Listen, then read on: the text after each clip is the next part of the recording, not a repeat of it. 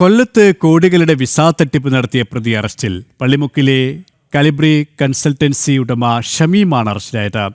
MBBS പഠനം പൂർത്തിയാക്കിയ താൻ ഡോക്ടറാണെന്നാണ് പ്രതിയുടെ മൊഴി. ഇയാളെ കോടതിയിൽ ഹാജരാക്കി റിമാൻഡ് ചെയ്തു.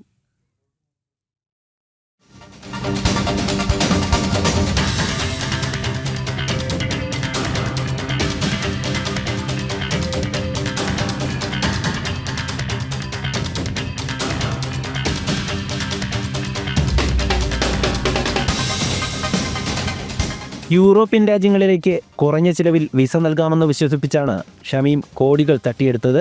ഇതിനായി സമൂഹമാധ്യമങ്ങളിൽ വ്യാപക പ്രചരണവും നടത്തിയിരുന്നു. പള്ളിമുക്കിലെ വെണ്ടർമുക്കിൽ പ്രവർത്തിക്കുന്ന കാലിബ്രി കൺസൾട്ടൻസിയുടെ പേരിലായിരുന്നു തട്ടിപ്പ്.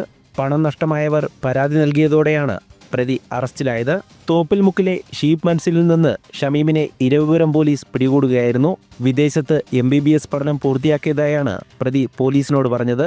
അദ്നാന്റെ പരാതിയിലാണ് ഇരവിപുരം പോലീസ് ഇയാളെ പിടികൂടിയത്. വാഗ്ദാനത്തിൽ വിശ്വസിച്ച് വീട് പണയപ്പെടുത്തി ലോണെടുത്തും സ്വത്തുക്കൾ വിറ്റും പണം നൽകിയ നിരവധി പേർ വഞ്ചിക്കപ്പെട്ടു. ഷമീം പിടിയിലായതറിഞ്ഞതോടെ തട്ടിപ്പിനിരയായവർ ഇരവിപുരം പോലീസ് സ്റ്റേഷനിലേക്കെത്തി.